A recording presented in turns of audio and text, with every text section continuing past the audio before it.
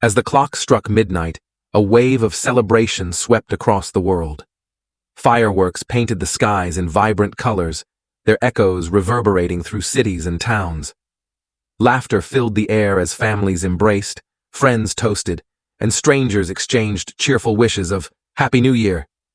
It was a moment of unity, hope, and fresh beginnings, a universal reset button that promised better days ahead. But while the world celebrated with music, dance, and dazzling lights, one man stood on the balcony of his Manhattan apartment, lost in thought. Anderson Cooper, the award-winning journalist known for his empathetic storytelling, watched the city's jubilant chaos from above. To the world, he was a symbol of compassion and resilience, a voice that had narrated countless stories of human struggle and triumph. Yet, on this New Year's Eve, he wasn't thinking about the headlines he'd crafted or the accolades he'd earned. His mind was somewhere else, preoccupied with a question that many of us often overlook. What truly makes a new year happy? Anderson had spent decades uncovering the stories of others. Families torn apart by war, communities devastated by natural disasters, and individuals fighting against insurmountable odds. He had seen both the worst and best of humanity. But in all those years, one truth had become clear to him. Happiness wasn't found in grand celebrations or fleeting resolutions. It was found in the quiet moments of kindness, in the lives we touch, and in the hope we offer to others. This year, Anderson didn't want to cover a story. He wanted to live one.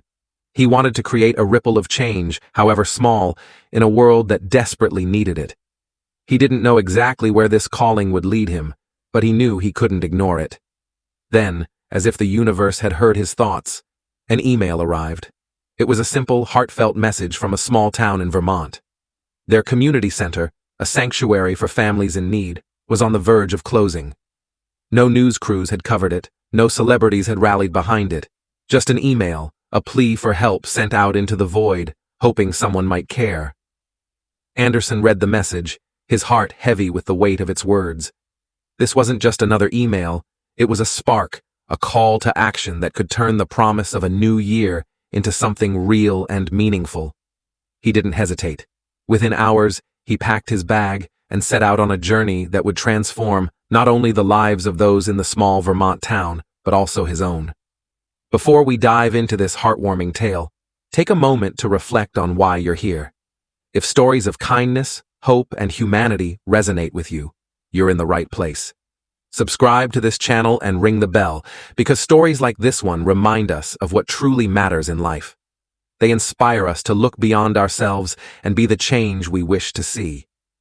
Now let's embark on this extraordinary journey, a story that begins with a simple act of kindness and ends with a lesson that could reshape the way we welcome this new year. Thank you for joining us on this heartfelt journey. If this story moved you, don't keep it to yourself. Like, share, and subscribe to our channel. Together, let's make 2025 a year of compassion, unity, and hope. Stay tuned for more stories that inspire and uplift. Let's change the world, one story at a time. The night was alive in New York City. Fireworks lit the sky in bursts of red, gold, and silver, reflecting off the glass facades of skyscrapers. The streets below were filled with celebrations, laughter, music, and the clinking of glasses as friends toasted to a fresh start. The world had just welcomed 2025 with open arms, a year brimming with hope, resolutions, and endless possibilities. Yet, for Anderson Cooper, the acclaimed journalist and iconic voice of compassion, the night felt unusually quiet. Standing on the balcony of his Manhattan apartment, he gazed down at the bustling city, his thoughts distant. Over the years, Anderson had seen more than most: conflicts, natural disasters, and stories that broke hearts worldwide. His career was built on uncovering truths and sharing stories that mattered. But tonight, as the world celebrated, he felt a pull towards something deeper, something more personal. He wasn't looking for headlines or accolades. He was searching for meaning. The new year was often a time of reflection, a moment to pause and ask, what can I do differently? What kind of person do I want to be? For Anderson, those questions came with clarity. The world around him was fractured, with countless individuals struggling to find hope in the chaos. He had always believed in the power of stories to inspire change, but this time, he wanted to go beyond words. He wanted to act. As Anderson sipped his coffee, he opened his laptop and began scrolling through the messages his team had forwarded, a routine task he usually saved for mornings. Amid the congratulatory emails and routine pitches, one message stood out. It wasn't from a journalist or a producer. It was from a local community leader in Vermont. The message was simple, yet urgent. Dear Mr. Cooper, we know you have countless stories to tell, but ours is one we hope you'll consider. Our community center, which has been a lifeline for families, is on the verge of closing. We don't need cameras or fame, we just need help. If there's anything you can do, please let us know. Sincerely, Mary Thompson Anderson read the message twice. He looked up from his screen, his mind racing. A community center on the brink of collapse might not make front-page news, but to the people it served, it was a matter of survival. He had visited Vermont before, a state known for its picturesque landscapes, warm communities, and the kind of charm that felt worlds away from Manhattan's fast-paced chaos. He could already picture the snow-covered roads, the old brick building that likely housed the center, and the faces of the people who depended on it. Anderson felt a pang of responsibility. He could ignore the message, let it fade into the background of his busy life, or he could answer the call. The decision didn't take long. This new year, he wouldn't just observe kindness. He would be part of it. Within hours, Anderson was making plans. He packed his camera, not for the flashy equipment or elaborate interviews, but to capture something raw and real. He threw a few warm clothes into a bag, grabbed his notebook, and headed out. There were no producers or press teams, no elaborate scripts. This was a journey of the heart, guided by one simple mission: to help. The drive to Vermont was long and solitary, the city's noise fading into the tranquil rhythm of snow-covered trees and quiet roads. As Anderson approached the small town, the community center came into view, a modest building surrounded by fresh snow, its windows glowing faintly with warmth. Despite its humble appearance, the center was the heartbeat of the town, a place that provided meals, shelter, and a sense of belonging to those who had none. Anderson stepped inside and was immediately greeted by Mary, the woman who had sent the email. Her face lit up with gratitude and relief. "I didn't think you'd come," she said, her voice trembling. "I couldn't not come," Anderson replied, his tone sincere. Over the next few hours, Anderson learned about the struggles the center faced. Rising costs, dwindling donations, and the harsh winter had pushed it to the brink. But the people it served were resilient. They shared stories of how the center had been a sanctuary, a place where children found joy, seniors found companionship, and families found hope.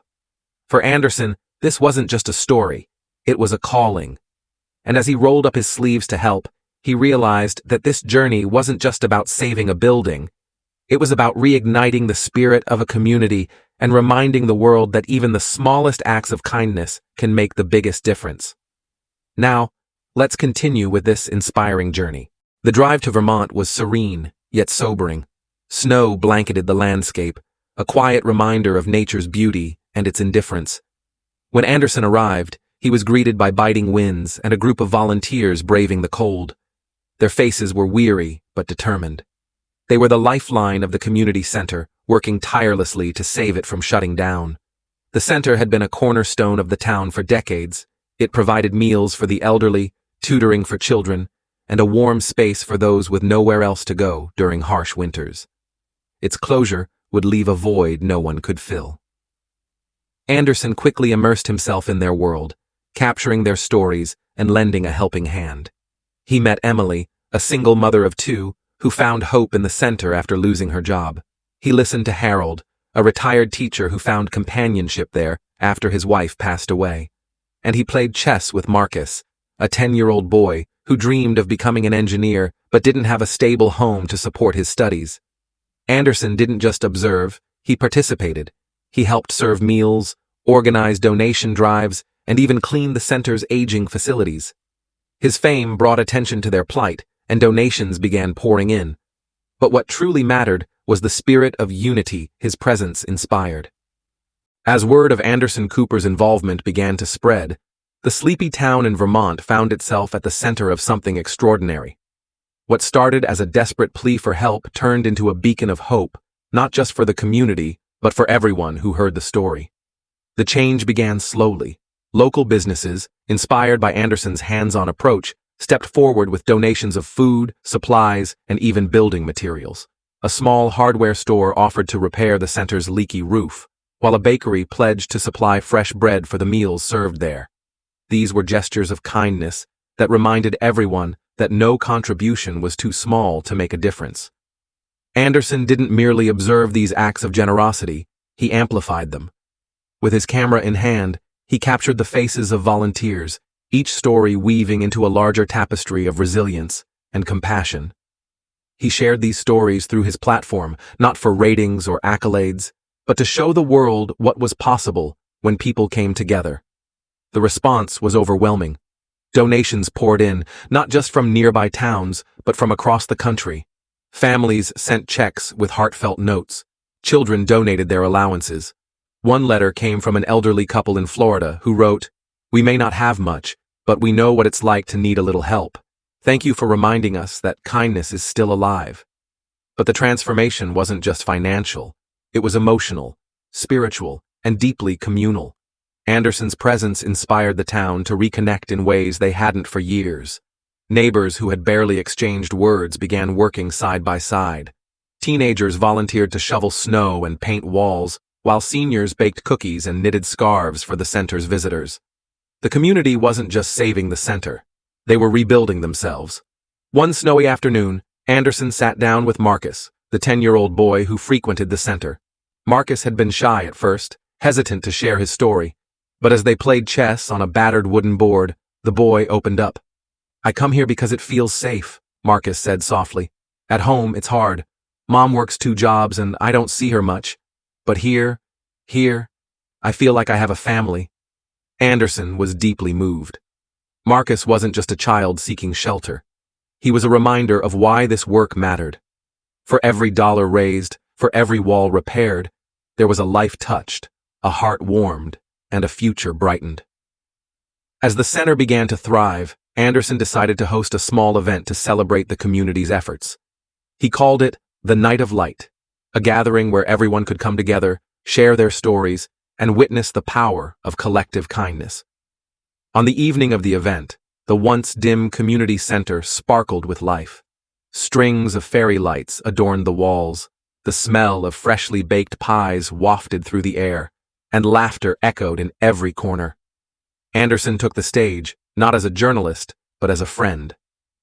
"Tonight isn't about one person or one act," he began, his voice steady and warm. "It's about what happens when we believe in each other. This community has shown that kindness isn't just a word, it's an action. It's what brings us together, even when the world feels divided." The applause was thunderous. People hugged, tears of joy streaming down their faces.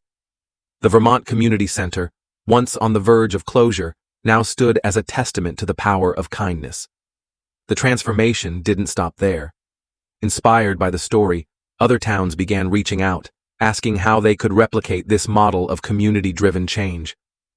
Anderson's documentary, aptly titled The Ripple Effect, became a catalyst for a nationwide movement, encouraging people everywhere to look around and ask, "How can I help?" The most remarkable part of this transformation was its simplicity. It wasn't about grand gestures or monumental efforts. It was about ordinary people doing extraordinary things, one act of kindness at a time. Anderson Cooper had set out to document a story, but he ended up being part of something much greater. The Vermont Community Center wasn't just saved, it was reborn, stronger and more united than ever before. And for everyone involved, this journey was a reminder that the greatest transformations begin with the smallest seeds of kindness. Now, as we reflect on this story, let's carry its lesson forward into our own lives. As the first month of 2025 unfolded, Anderson's journey reminded the world of a simple truth. The greatest New Year's resolution isn't about self-improvement, but about improving the lives of others. His actions showed that kindness doesn't require wealth or fame, only a willingness to act. The Vermont Community Center not only survived but flourished. It became a symbol of resilience, proving that even in the darkest times, light can shine through when people unite. For Anderson, this wasn't just a story. It was a revelation. The most meaningful headlines aren't written on paper. They're etched in the lives we touch.